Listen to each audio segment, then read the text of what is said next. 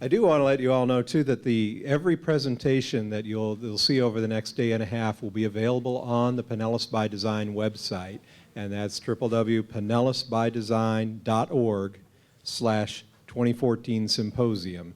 And if you just go to the base website, you'll see all of the historic documents, everything that was produced since 2001. But if you go straight to that 2014 Symposium page, you'll see everything that was presented here. Now I'd like to go ahead and introduce our first case study speaker, and this is a group that has done a creative village concept in downtown Orlando. So it's a good concept to see downtown redevelopment. And the speakers today, we're going to have a tag team. Brooke Bonnett, who is the director of City of Orlando's Economic Development Department. Brooke is a primary area of expertise, involves the recruitment and retention of business, creating high-wage jobs, and keeping Orlando competitive in today's economy.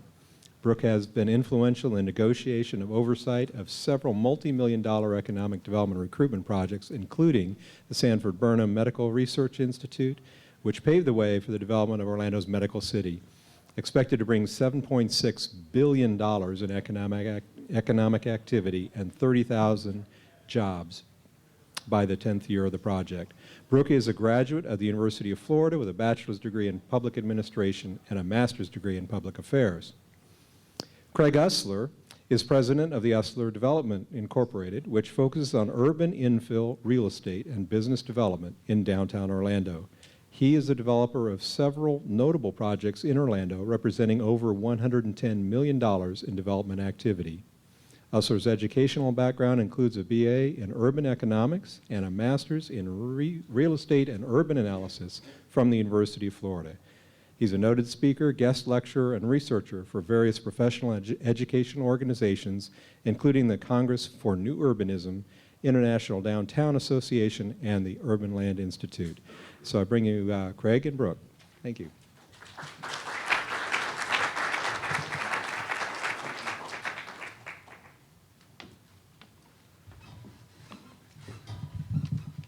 We think that one's going to work too? Yeah. Okay, good. Good afternoon, everyone.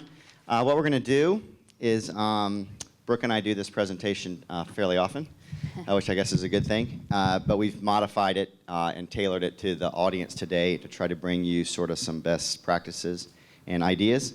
So we'll spend 15, 20 minutes just going through our typical thing with some specific remarks to what we're trying to learn about today. And then we wanted to leave plenty of time for question and answer because we can't be here tomorrow, and there are a lot of, we're going to give you the totally 100% positive version about this story. So if you want to ask questions about it can't be that good or it can't be that easy or whatever, you can ask those questions because there are always some stories and neat anecdotes behind this project and what's happening in Orlando. We're going to go to the first one, and I'll let Brooke tell you a little bit about sort of where Creative Village is and just the context of Orlando. We're different than you guys. We're a non-landlocked region, so we sprawl in every imaginable direction, and we don't have water or anything that stops it. So just keep that in mind when you are thinking about context. So you see I-4, and all of you are familiar with I-4. For those of you that have been to Orlando, you'll remember the old Amway Arena, which is now our new Amway Event Center. And that is the site primarily where the Creative Village sits. Mostly city-owned property or government-owned. We do have the headquarters for Orange County Public Schools there as well.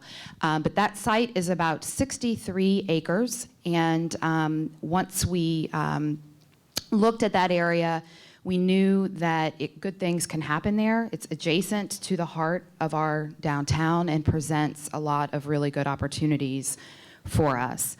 Also immediately adjacent to that site on the east, on the other side of I-4, is our Regional Transit Authority, the headquarters for Lynx, and the hub for our new Sunrail system. And the way Orlando works, and this is not atypical for a lot of urban areas, but I-4 is a barrier and a market definer. So everything to the east of I-4, to the right of your screen, is good, and most everything to the west of I-4 is bad. That's my real estate broker and developer speak, but. And I would not say bad, I would say in need of redevelopment. Yeah, so That's no, the that- I mean, politically just- correct So side. y'all know what we're saying. The area, west downtown Orlando, the Paramore community has just been for 40 or 50 years an area of disinvestment and underdevelopment. So part of the whole idea behind this plan was to redevelop that neighborhood. So this Go is an aerial of the site, and you'll see the old big box Amway. And when we built that facility, we thought we were doing the right thing. We thought we had appropriately placed it in the 80s. The big mistake we made is that we built a very large surface parking lot around it. Not the highest and best use of any property in any downtown. And essentially, by doing that, we killed the opportunity for adjacent service and restaurants and everything else to develop there. And what you see behind, so at the top right of the screen, that's our new Amway Center that houses the Magic, and it is in fact right in the middle of our urban entertainment district with very, very, very limited parking. We benefit from using all the office parking garages around it, and there is quite an active nightlife entertainment scene there. So yeah, that's the right spot for it, but the city and Brooke's team and our mayor were astute in realizing several years ago that I took this picture because I'm the real estate guy, so this is supposed to look like a really good site. You can take it from a different angle and it doesn't look so sporty, because if you show all the stuff behind it that's not developed, but from this angle you can see it's adjacency to downtown, right next to I-4 and our transit station, and then you can see things like the new Amway Center in the background. So this is kind of our sales shot, but as Brooke said, you can't help but notice that's a big box with a huge parking lot around it. So what you see here is what we defined as our Creative Village redevelopment area. All of the property in gray is owned by the city of Orlando, including a parking garage that is underutilized that the city owns as well. On the south side of the property, and it's hard to read it on there, you'll see that UCF Center for Emerging Media is located there, and we'll talk about that in a minute. Also on the west side of the property, immediately adjacent to the Paramore neighborhood, is our Orlando Tennis Center and our recreation complex. And this is a recreation center that is very heavily used by the neighborhood. And so by virtue of it being there, it presents a lot of opportunities for us, but it also presents some challenges because we have a neighborhood that is dependent on that center, and therefore it's imperative that we make sure that that facility in some realm remain. Yeah, so you tell the story. Yeah, so in 2004, this has been going on for a really, really long time, the city entered into an agreement with the University of Central Florida to transform our Expo Center, which was on the south side of the property, into the Florida Interactive Entertainment Academy. There's a story behind it, and I'll tell it very, very quickly. Most of you have heard of electronic arts, and many of you probably have kids or loved ones, or maybe even yourselves, that have played Madden football. And Electronic Arts, the Tiburon studio, is located just north of downtown Orlando, the highest producing studio within the Electronic Arts company. And they faced a challenge in 2004. And essentially, Electronic Arts came to us and came to the state and said, we're at an impasse. If we don't do something about talent, we can't grow here. And what we did is we partnered with the University of Central Florida. Dr. Hitt he touts that university as being the #1 partnership university in the country. I believe that that is true. And they are very responsive to the needs of our business community. UCF stepped up and said, we're going to solve this workforce issue for Electronic Arts.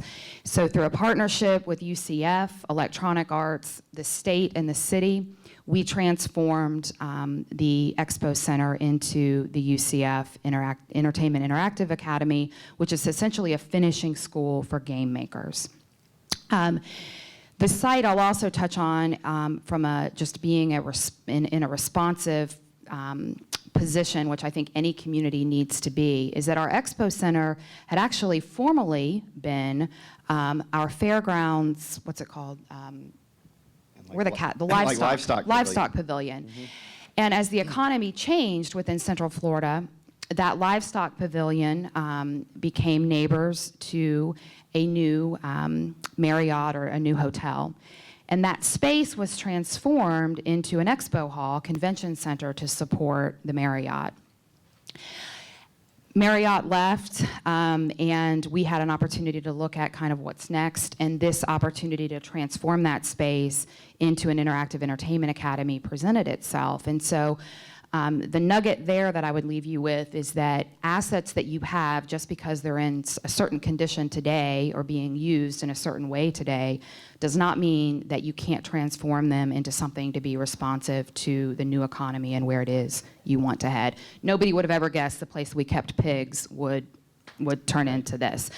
So in 2006, Mayor Dyer convened what we called a Creative Village concept team. UCF had been up and operational. The mayor knew that the highest and best use of that property surrounding it, that 63 acres, 68 acres, had not been achieved. So he developed a concept team, representatives from the development community, the industry, et cetera, to look at what this property ultimately could become. In 2006, we also had Gladding Jackson complete a community venues master plan for the city, and right there I'll just touch on the fact that this is going to be an awesome year in Orlando. We've got our new state-of-the-art Dr. Phillips Performing Arts Center. We were a little bit behind you all in getting that done. Is opening this year. We have a renovated Citrus Bowl, which is our football stadium, opening this year. We just broke ground on a new MLS soccer stadium, and of course our Amway Arena was completed in 2010. So Gladding Jackson helped with all of that. In 2007, House of Moves, which is one of the largest motion capture facilities co-located at the UCF Center for what is now Center for Emerging Media. And we also looked at what other communities were doing. So you can see this has been a long process. Nothing has happened overnight. And in March of 2010, what we discovered was that there were a lot of federal grant dollars to be had. That isn't the case today. So things have changed a lot since 2010. But we made a decision that the time was right, the worst state of our economy, that the time was right to go out and seek a redevelopment partner for this 60-plus acre site, based on the foundation that we thought the time was right to figure out a strategy to positively impact the Paramore neighborhood. We knew we needed to create jobs for our citizens, and there was money to help do that. And we also knew that Sunrail was coming, and we had to figure out how to build on that success. This is, I won't read it to you, but this is our vision statement that we had for Creative Village. Through the Creative Village concept team, and you can see it was meant to be and is still meant to be a live, work, play, learn location. And these were the specifics that we literally, I think, cut and paste out of the solicitation proposal. It was important to the community that we ensure that we get a redevelopment partner that was going to focus on all these things. Also, you'll note on the last bullet, Knapp Ford Charter School. And I don't know if you all have been in this situation or not, but we were under a desegregation order within downtown Orlando, and specifically as it related to Paramore. And Paramore is about a 1 square mile area, I would say. The children in Paramore were being bused to 5 different elementary schools within Orange County. And in response to that, because we couldn't change the desegregation order at the time, what we did do is that the city led an effort to create a charter school as an opportunity to provide a place within Paramore for these kids to go to school together and to stay together, because kids should go to school with their neighbors. And that is the Knapp Ford Charter School. So obviously, because that is located within Creative Village, it was important to the community that we maintain that. Now, things have changed, and we'll tell you why in a minute. This is just more crazy. Yep, financially feasible blueprint, which is our local participation guideline, and then we wanted somebody that had been successful. And so we ended up with Creative Village Development LLC. We couldn't have ended up in a better place. It's been a fantastic partnership, and I'll let Craig tell you what their winning proposal was. So this is a slide that we made in our office on the first day we decided to pursue this. And this seems simple, but it's not. But this is everything that nobody could disagree with. So if you're for these things and you're trying to appeal to neighborhood stakeholders and city councilmen and everybody, we figured all those sound pretty good, I think everybody should be for those. So we built our whole plan around this slide. And everything we did tied back to it. And that way, if anybody asked a question, we could say, well, here's how it addresses that situation. So that's the point of that. And then this just really goes, we'll talk more about public-private partnership in the Q&A, but this is, I think that's an overused term, and I'm kind of tired of hearing it, because it's like the ULI buzzword at all the conferences, you know? And it's a lot of different styles of it and a lot of different components of it. But the relationship that Brooke and her team has with our team is a true public-private partnership. We have a legally binding master development agreement, and we are locked at the hip as far as the mission of this thing, and we are true partners. It's not just sort of some marketing fluffy thing. We're in a business arrangement together that we're both dependent on to get the result that we need. We also partner with Bank of America Community Development Corporation. It was important to this city that we brought a mixed income housing developer with us and address the affordable housing situation in Paramore. So that's their role.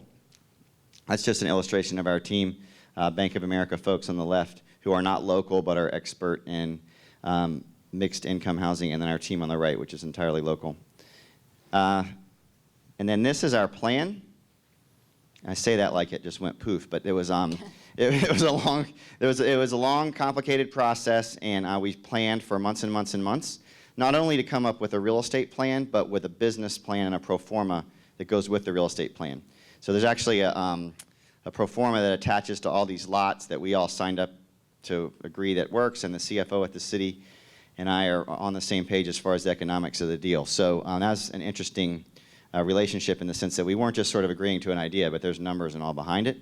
And so at the end of the day, this should look painfully simple, because it is. It's just a reestablishment of the street grid with appropriate size city blocks with walkable urbanism that we know everybody wants, and it represents about $1 billion in vertical development activity, and we committed to the minimum development program on the left-hand side.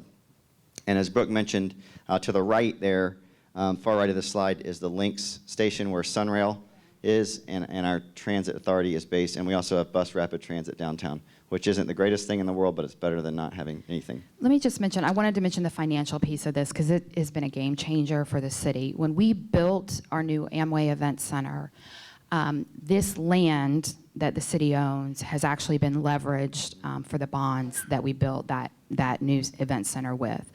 So essentially, we're in a prenuptial arrangement. We're married for a really long time, but we got a good prenup.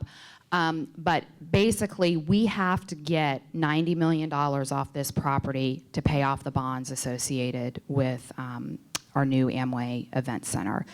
But in doing that, the numbers work, and they're actually pretty conservative, I would say. And what Craig will show you is that there's an entire portion of this property that we actually have in the pro forma as a zero land sale. Because we knew that as we got into this, there are going to be components of this project and land that the city is going to need to offer at no cost, specifically for the education uses. So the next couple of slides are just meant to be visual and show you that we thought about live, work, learn, play. Another overutilized term. But the main number here is 8,000. Our initial job study was 8,000 jobs. It's well over 10,000 now, but this is a big deal. Downtown employment in Orlando is about 70,000 jobs. So we're talking about something that's going to increase jobs in that sort of scale, so that was important. And the diversity is obviously an important part of it. The public space component is a huge part of it. We have a great public space on the east side of Orlando called Lake Yola, but we don't have a good public space on the west side.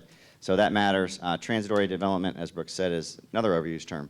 we needed to justify and make our Sunrail investment successful, and Creative Village is going to help do that and bring significant density around the transit stop. And then the city and our mayor is very out front of sustainability initiatives, so we are committed to lead in the horizontal development and then best practices on vertical development. So, you know, this has gotten to be kind of old news, but we're checking all the boxes of everything you're supposed to do on urban redevelopment. I don't think that's actually the most interesting part about our partnership, because everybody's doing that. There's not a downtown in the country that's not trying to do this, and they're all going to hire the right planner and check the right box. I think that how we're accomplishing it is somewhat interesting.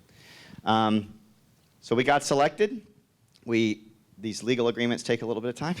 A lot. A lot of time. But anyway, so we 2011, we get signed up. Everything's good. We worked long and hard on a PD ordinance. I'm sure y'all have something similar, or a PUD ordinance, but this is the huge zoning document that controls everything we do.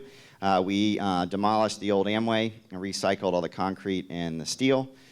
And we got EA Sports to make a bigger commitment, and we got a little infrastructure design going. We secured some federal money, as Brooke talked about, that was available. We've got a tech community organizing. We picked up Major League Soccer, which we didn't know going into this deal, and their stadium's right next to our project. And we also picked up a commitment from Orange County Public Schools to build a new K-8 school that's going to be a model for urban schools adjacent west of our property. That was a nice pickup for us. And most recently, UCF, along with Valencia, committed to 10,000 students on its downtown campus. That's a lot. We had planned on 3,000 or 4,000 best case scenario. Dr. Hitt, Mayor Dyer, and everybody got focused on this. We went to Phoenix and studied Arizona State and what they've done in downtown Phoenix. And so we're talking about a major, major commitment in downtown Orlando on the university side. I think everybody just sort of intuitively gets why that matters so much, right? I mean, having student life and activity on the street and all the stuff that goes with that. And the UCF, second largest public university in the country, brings a fair amount of cachet and weight with it as far as attracting in Brooke's economic development world. So this is a game changer. I'm not trying to make light of it. I mean, this is a really big deal. It is a game, and it wasn't something we planned on. We always knew that UCF would be a component of Creative Village. What's different is that over the past couple months, Dr. Hitt has actually announced that a new campus for the University of Central Florida is being built. And if you followed the Phoenix model, it's different than just opening up a branch in another location. This is about taking programs that UCF offers, and they will be offered only at the downtown location. They won't be offered other places. And if you're a student that has enrolled in one of those degree programs, you will live there. Your student housing location will be determined based on what program you have enrolled in. He doesn't want it to be a stepchild type campus. It needs to function solely on its own. We hadn't planned on that, right? But it's a great win. So y'all are probably tired of going to economic development workshops where somebody stands up and says there is no silver bullet, and that's what everybody says, right? That's not true. This is a silver bullet. If you can build a regional or a downtown development strategy around what everybody says eds and meds, but if you can do it around a significant healthcare component or a significant education component or both, it's a game changer overnight. You couldn't get 10,000 of anything to come downtown with all the incentives in the world. And the amount of, that's like getting 10,000 employees or something to come in. It's just a huge number that you can't wrap your mind around. So when those things exist, you got to capitalize on them, and we did. And as Brooke and I said, we always thought about it, but we didn't think about it to this scale. We'd like to take some credit for it because we've been working for years to get everybody to notice a little bit more, but it had something to do with everybody just sort of right time, right place thing. That's the blowing up of our Amway. Transit matters. I mean, you guys know this, right? And all of y'all that are in economic development are fighting to get more transit dollars and light rail and all this different stuff. So this is my confession that this kind of transit is okay. This is bus rapid transit. And I didn't used to think that. But we've got to do something. And if you do BRT, it sets the stage for it to become streetcar later. And you can do a lot of it for less dollars. Like what they do in downtown Tampa is very expensive. It's nice, but it's just very expensive per mile to do it. So we're committed. What we decided to do, Brooke's office and us and everybody, we decided to commit to just a bunch more BRT rather than just little streetcar lines or trolley lines or whatever. So we've got 3 separate BRT lines. They cover a lot of real estate, almost all of downtown, and our goal is to go hospital to hospital. And millennials and the people that live downtown will ride BRT. Over 2 million riders a year. So and our system is a fare-free system. I don't think it'll always be a fare-free system, but that's been a big benefit. It costs UCF to do what they want to do over $200 million. So this is another way to think about the numbers. This is like a corporation coming to your downtown and saying, we're going to build a $200 million headquarters. That's good. You would like that. So, and this has a ton to do with the state and everybody, but I mean, this is the way you got to look at education. So you got to kind of get off maybe just thinking about we got to get the corporate guy and think about maybe education and healthcare working the same way. And Brooke can cover this, but this is our downtown in context. This is a slide we use when we go on the road to talk to people that we're recruiting in other cities because they don't know squat about Orlando.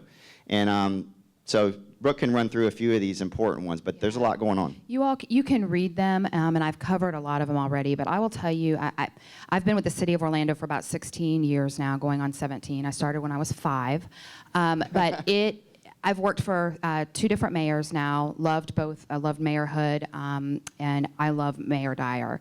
Mayor Dyer is probably one of the most visionary leaders I have ever had the opportunity to work with, and that's what it takes to get this kind of stuff done. He has a stick-to-itness that he doesn't take no. If you look at Sunrail, for example, Sunrail got approved, and then we got a new governor, and it got approved, and then it had to be approved again. I mean, it's like it took 4 times. But he knew for our community, it was the right thing to do. So everything on this list, all of this happened not by him alone, but because we had leadership that set the bar high and didn't give up. And fortunately, we have a regional system where everybody, for the most part, does well working together. It's not easy all the time, but all of these things take strong leadership. My takeaway for this slide is, and this is a fallacy, for instance, with the economic development report that was presented with this conference. What economic development reports and studies do is they pay attention to checking these things off, and they don't pay attention to how they're arranged. And so I refer to it as an urban asset balance sheet. There are some regions like Atlanta that has a tremendously strong urban asset balance sheet, but a lot of it's in the wrong spot or not connected the way it should be. There are other cities like Portland, Oregon that actually has a fairly weak urban asset balance sheet, but it's all arranged very well and connected, so they get a lot more yield out of their balance sheet. So we not only have checked off these boxes, but our mayor and his team have been very astute in arranging these things in such a way that we're getting a lot of yield off of them, a ton of multifamily residential and surrounding development and all that stuff. So keep that in mind when you're thinking about attracting things or growing things. Grow is this funny word, as if you grow for growth's sake. But if you're going to do this kind of stuff, don't just think about getting it, but think about where you put it. And I think that's really what we had a master plan for this whole stuff, and very, very good. This is the depressing slide. This is the first phase of what we're working on. So unfortunately, as fancy as that whole Creative Village side looks, it's a 15 or 20 year development agreement, and we get to start at this area called Four Corners. And this is what you'll see break ground in the next year or 2. It's a combination of UCF stuff, and then we're working on a couple private buildings, apartments. I think everybody gets, right, that downtown apartments and all that works, but we're also working on office deals and some stuff all centered around the transit, new parks, new roads and all that stuff. This is some conceptual architecture of what it looks like.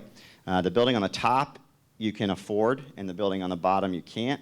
So this is what you have to think about when you're doing economic development. Brooke and I can go get a catalytic tenant and incentivize them on a rent deal, and we can build the top building because it's a 3-story tilt-up building that a developer can deliver pretty cheaply, and we can set it in an urban environment. Hopefully it looks pretty good. The building on the bottom is more what I have to build for a Class A office tenant, and that's really where there's still a huge disconnect. You know, and I don't know how y'all's market is here, but in Orlando, our downtown office rent's about 25, 28, maybe $30 a foot, and it takes about $38 a foot to drive new construction like you see on the bottom. So we've still got quite a delta there. Doesn't mean we can't get it done. You just got to think about it a little bit different. And then that's the last slide, I think, or there's only one more, but I would encourage you to think about this. This is a part everybody's missing. Everybody's trying to get from point A to point B, right? Everybody wants to get that, and I would argue as loud as I can that the interim matters, that a place like Brooklyn did not sort of reinvent itself overnight. It happened because cool interim stuff started to happen in Brooklyn. And it's about co-working space, and it's about millennials, and it's about urban farming, and all this stuff we read about and we hear about. But you've got to facilitate that stuff and become known as a place that facilitates that stuff, because that interim cool stuff leads to the end cool stuff. And you can't just sort of act like you can do a plan and say you're going to be done and not sort of fill in the in-between part. And it's been a learning curve, I think, for the city and everybody, but this has everything to do with your arts and your public space and your, how open you are to, diversity and all this different stuff. But broaden your mind about what economic development means, because it means this kind of interim stuff also. It doesn't mean just being at the ribbon cutting for the new corporate headquarters. And this, I would say, this interim piece, this is twofold for us. On the government side of the equation, what we're always up against is the public relations side. The day we blew up the old Amway Arena, I was fielding media calls on, okay, when's construction starting on the new buildings? And it's like getting people to understand that this type of project is a 15 to 20-year project is tough, because we're a society that's built now on instant gratification. But what we know as professionals is that where we have built stuff with this mentality of build it and they will come are the projects that have actually failed year after year after year across this country. It needs to develop naturally and on a timetable that the market drives, not that we as economic developers drive or politicians drive, et cetera. And so that's been the toughest part for me in my role, is managing the public expectation of what's next and when it's coming. The other thing I just want to mention is that the other reason why this kind of stuff matters is because we've from an economic development standpoint, it's all about creating a place where young people want to live. We're dealing with new generations that they aren't going to follow a company like my parents did and your parents may have. Those days are over. We've got generations of young people that are going to live where they want to live based on quality of life. And they may be tattooed up, they may have purple hair. Doesn't mean they're not bright. These are some of the brightest. It's amazing to me, just the talent that we have in our communities. So as a government, we have to focus equally on quality of life, because we've got to create the place where these people want to live, and what happens is industry and companies are going to follow that. Intrinsic in all of that is education. That's the big driver, at least for us in Orlando. We have recently, we're in the process still of building Medical City, but that is centered around a brand new, or a couple years old now, medical school. We were one of the largest metropolitan areas that did not have a medical school. And so that development around there is just growing by leaps and bounds. Our life science industry is actually what protected Orlando from the last economic downturn. That's what kept us in a stable position. So build a community that young people want to come to. All right, this is what happens if you can build Rome in a day. Isn't that awesome? Like, God, you wish. But that's what I like to end on, because that seems so optimistic that you can just go poof. No, but really, I think that's the goal, and that's what we've all signed up to try to create. And this is Brooke and I's contact information if you need it. Thank you. Thank you. I want to take time for just a couple of quick questions so we can get on to another unit. But question, Jim? Are the various sites in the various buildings being sold or leased or what? Yeah, the question is about the sites and about, we call them development parcels. Are they being sold or leased or what? And yes. So some of them are in the pro forma at a $0 amount, and they will be sold or transferred to the University of Central Florida or like users that are critical to the education mission. The other parcels are for sale or lease up to me as the private developer, subject to the pricing structure that I have to get back to the city. I essentially have a purchase option contract on all the land for private development. And we are going to joint venture some of the development, do some of it ourselves. We will create a transaction, even if I am leasing, that gets money to the city, because ultimately they have to have the transaction to meet the purchase option agreement, to do whatever. But it may be, in fact, that I form an entity that then turns right around and land leases one entity to another. But to keep it simple, it's a for sale model where we create parcels that are ready for development, and it's the opposite of net present value. This is hard for people to wrap their mind around, but so everybody gets taught to look at the current value, zeroed back to today. This is about the highest future value you can create. So it's about selling something out over 15 or 20 years, and we actually can't take it down too fast, as dumb as that sounds, but you have to take it down over time and create value and all to get to the number. Does that make sense? We have escalators and all that stuff. Thanks for a great presentation. On the BRT, can you tell us how that was funded, and does it run in dedicated lanes? Yes. The dedicated lane question. Yes, the city applied in partnership with CVD for a Tiger Grant. The Tiger Grants were offered a couple of years ago. They're being offered again, but this one was specific to economic development and transportation.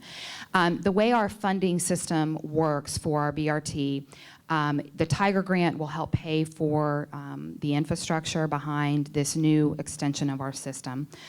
We've used grants mainly to fund the extension of our systems, and we just completed another extension recently. We fund the operation of our downtown, it's called limo, through our CRA. And we also offset the cost of that through proceeds from actually the parking garage that's within Creative Village's site. We're at a place where we're having to look at how we need to extend our system further. Up north, our downtown is actually flanked by two very strong hospital districts, Florida Hospital on the north and Orlando Health on the south. We ultimately need to get our limo system hospital to hospital, and BRT is the best way to do it. The challenge is that the federal government always has dollars to help you build it. What they don't have are operational dollars. So we're now looking at, do we take part of, do we change our transportation impact fee structure in such a way that we reduce transportation impact fees based on TOD, but then take an ancillary piece to shoot just directly to BRT funding, et cetera. On the question regarding dedicated lanes, part of our BRT system actually is in dedicated lanes because that's the way the FTA likes it. That's not the way we like it. No. From an urban development standpoint, it's a bad, bad idea. And so when we received the Tiger Grant, basically what they said is that 50% of our new system had to be within dedicated lanes. We are achieving that, but the design team has done a really good job of minimizing the barrier, I would say, on the boundaries of those dedicated lanes. The dedicated lane thing is going to solve itself in another couple years. We're just now seeing technology in Europe where it's all controlled by signals and reflectors and stuff, and so the barrier doesn't actually have to be there. And when the bus comes, these little things rise up and the lights go on, and that's how you control the lane and everything. So that's kind of an interesting thing. So the public-private partnership part, the challenge of it is not necessarily this relationship. It's that then you turn around and you're dependent on a lot of federal dollars. And the idea that federal government, gets along at transportation and EPA and all this stuff is nice talk at the top level, but at the bottom level they don't. And transportation is the worst. Transportation is the most siloed, and if you don't check the box on your Tiger application to do what they want you to do, you just don't get the money, and they go on to the next one. So I think we've done a great job of figuring out how to make all that work, but that's been one of our most challenging things. We've right? had to use our Congress people to help us get it through. It's not something we just solved overnight. Yeah. Well, thank you. I've got one more question. One more? and then Okay, we sure. can go. That'll be it. Go ahead. Well, I'll say. So why did you decide to blow up the stadium and not like infill around it? I mean, because I don't know the backstory on that. The city had actually looked at reuse opportunities for the old Amway numerous times. The challenge with the way that facility had been built, it was actually like a big circle inside. And so you couldn't, from an HVAC system standpoint, every engineer that looked at it said, there's just no easy way to do this. The building was actually fairly dated, and it wasn't it was going to be hard to do. The other challenge we had from an economic development standpoint is that the moment that our new Amway Arena or event center opened, the one group that started calling in vast population to reuse our old Amway Arena is exactly what you don't want on that site. Anybody guess? Mega churches. And so, because they can use it and they can figure out a way to use it, but what it doesn't do what we needed it to do, and that was to activate this part of our downtown 24/7. And so great on a couple days of the week. And so, but we did look, and we've got several studies that were done. That was important to the community, and we knew we had to answer that question, and we had to have good answers. And there just was not an easy or cost-efficient way to do it. Parallel to your answer real quick, if anybody's been to Orlando and you know the Bob Carr. The Bob Carr is our old performing arts center that's getting replaced by the new one, and we are keeping and adaptively reusing the Bob Carr and converting it to a gaming studio or a culinary stadium or something really cool in conjunction with the university. So we're not against it. It's just in this particular case, the economics didn't work, but we are adaptively reusing an asset that we have. Thank you all.